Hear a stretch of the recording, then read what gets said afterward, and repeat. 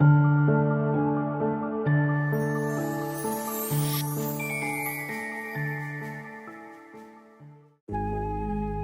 video is all about attacking chess. So, how does your tactical IQ stand? Crazy Tactical Chess made a wonderful resurgence after the year 1795. Look at the board in front of you. What happened to White's king side? Here, Queen to H1, Black sacrifices the queen in pure romantic style. King takes H1, and now Rook to F1 is checked. The king can't do anything. The queen blocks the check. And after Queen G1, Black finishes the game with Bishop C6, check and checkmate.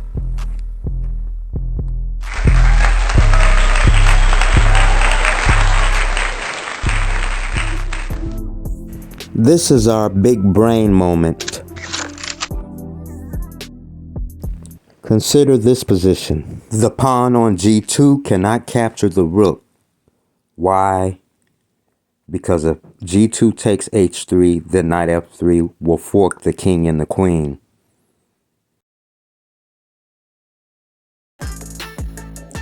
But at the same time, White's rook on C5 threatens the queen on C3.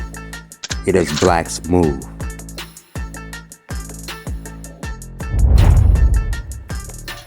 Queen to G3 wins the brilliancy prize. Why? Can White capture the queen? Well, how many possibilities does White have? There are 4 possibilities for White. Each one loses. If H takes G3,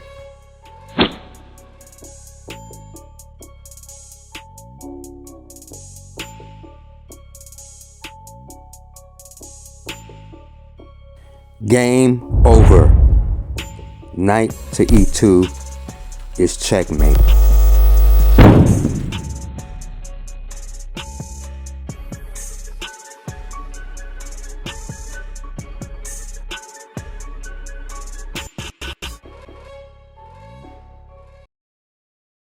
Next, after Queen to G3, if pawn on F2 captures the queen,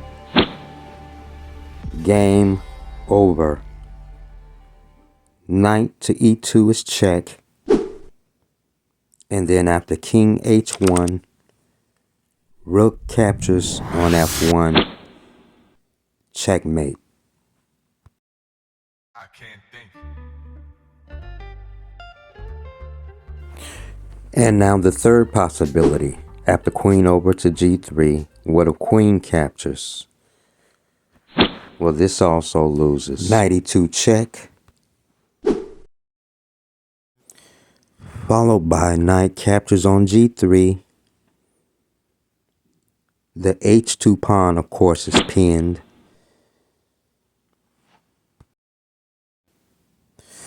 F takes the knight, leads to checkmate. King back over to G1.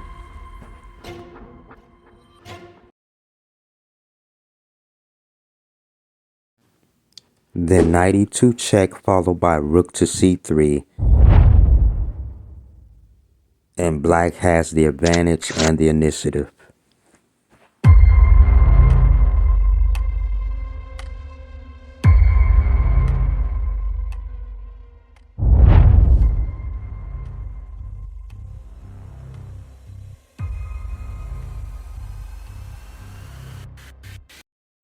And the fourth possibility is king over to H1. And this loses on the spot. Queen captures is checkmate.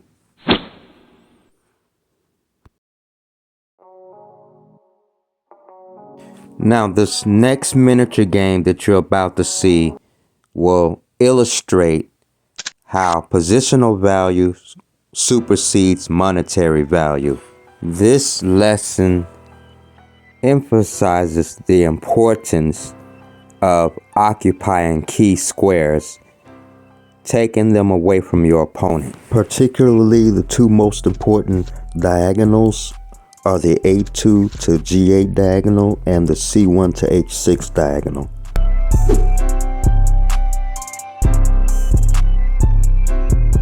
And the way that white calculates here is to look for the most forcing move and the strongest move first, which happens to be a check. Bishop H6, king over to G8, and rook takes F6 and exchange sacrifice. And now the pawn on D6 falls. Black's king on G8 is a tactical target. The rook on H8 is out of the game, and the A2 to G8 diagonal is very weak for black. Rook to C6 threatens the queen. Now white does the unimaginable.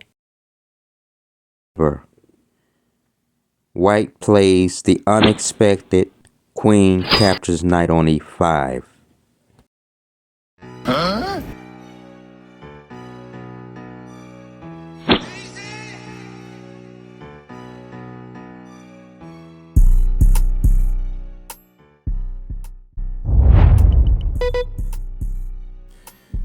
The F file and H6 to F8 diagonal is cut off. Now the only good move in this position at this moment is to reroute the bishop to go to B3 in order to protect the pawn or threaten a serious damage along the A2 to G8 diagonal.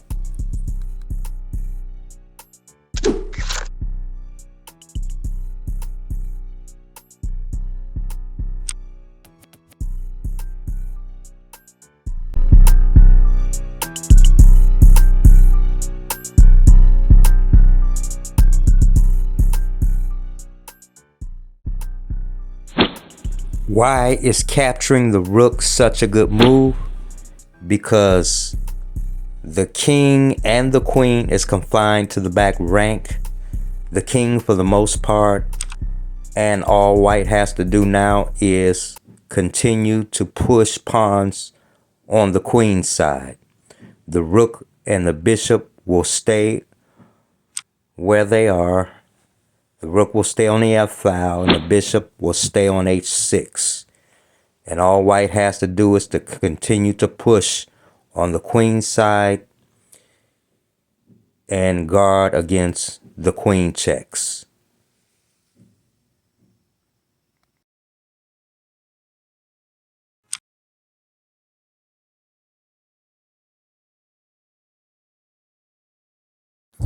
The queen has to constantly guard along the A3 to F8 diagonal. If the queen comes off that diagonal, then checkmate will be the result.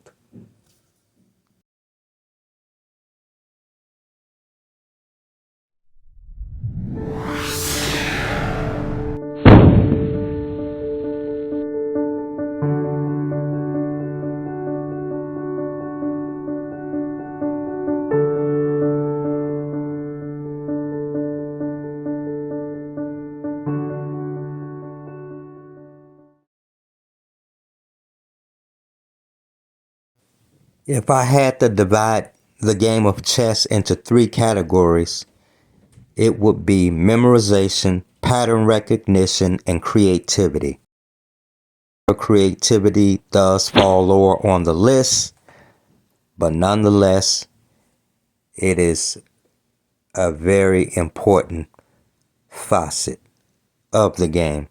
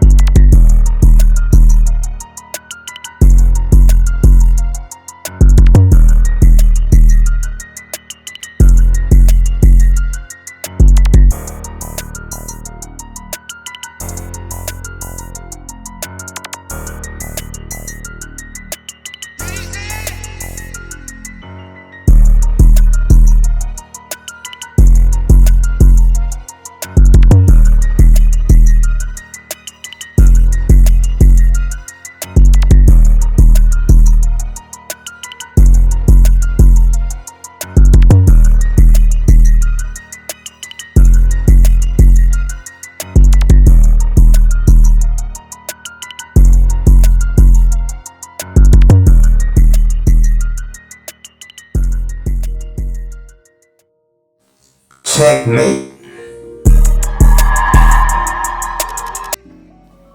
Welcome to Crazy Attacking Chess.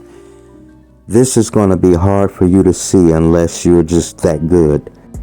But sacrificing the rook, and if black does capture, then queen to f5 checks the king but attacks the bishop. What happens if the queen goes to b7, protecting the bishop on c6? And this is when the game gets really crazy, because white will just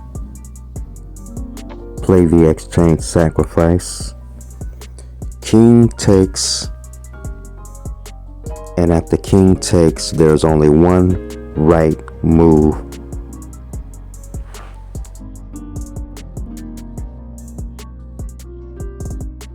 The wrong move would be knight d4, because the king would only step to d7. Therefore, the only correct move is knight to e5, check, stopping the king from going to d7.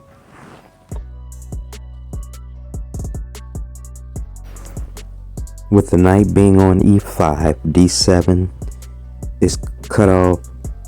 The bishop cuts down the long diagonal, and the pawn on a4 covers the b5 square. So the only move for the king on c6 is to go to c5. And now the only correct move is knight to d3, check.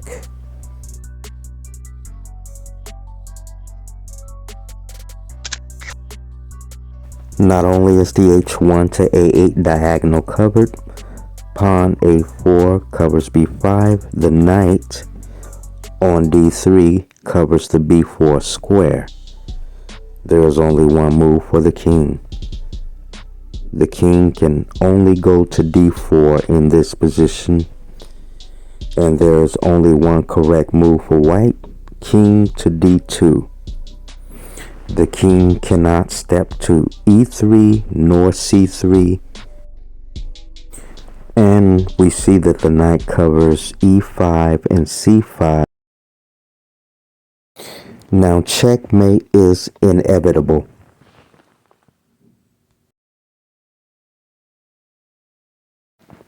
Pawn to c3 is check and checkmate. It was fantastic.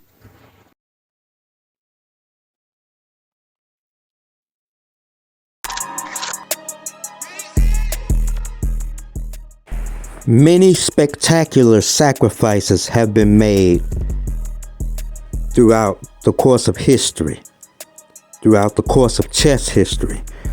But here you get to see a jaw-dropping rook sacrifice. In this position here, if you were playing the white side, what move would you consider? Would you play knight to c6, and if bishop captures, you recapture, and if queen recaptures, then rook e7? Or would you simply just play the rook to e7?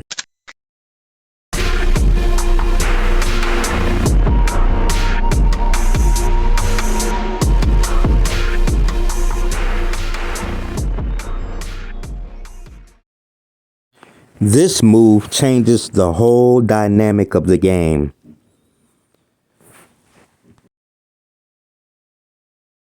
If black didn't take the rook, that would be another question. Black actually takes the rook, and we get to see the follow-up moves. Queen takes e7, and now we have queen takes pawn on d4 with check.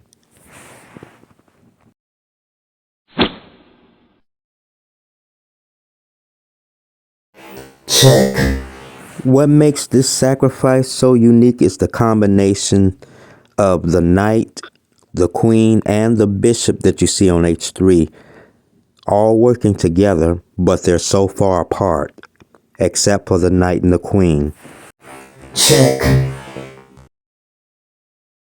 The king being unable to step over to c8 because of the bishop on h3, therefore the only move that black has is to block.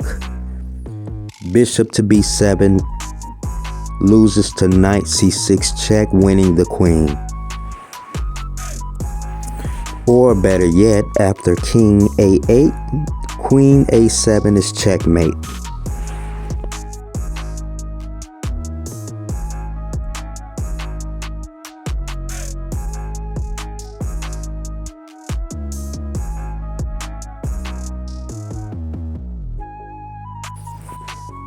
And yet another possibility is to simply block with the queen.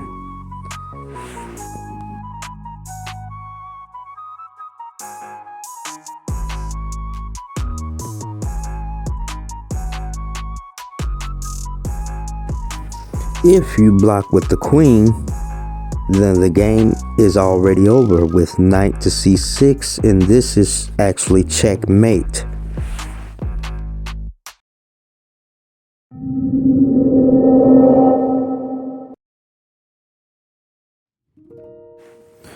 But what happens if black does not capture the rook with the queen, but instead interposes with the rook? Let's take some moves back and go back to the starting position. So now we have rook to e7 check. And now rook d7 blocks the check. Well, if this is played by black, then white just simply captures the queen because the rook is pinned.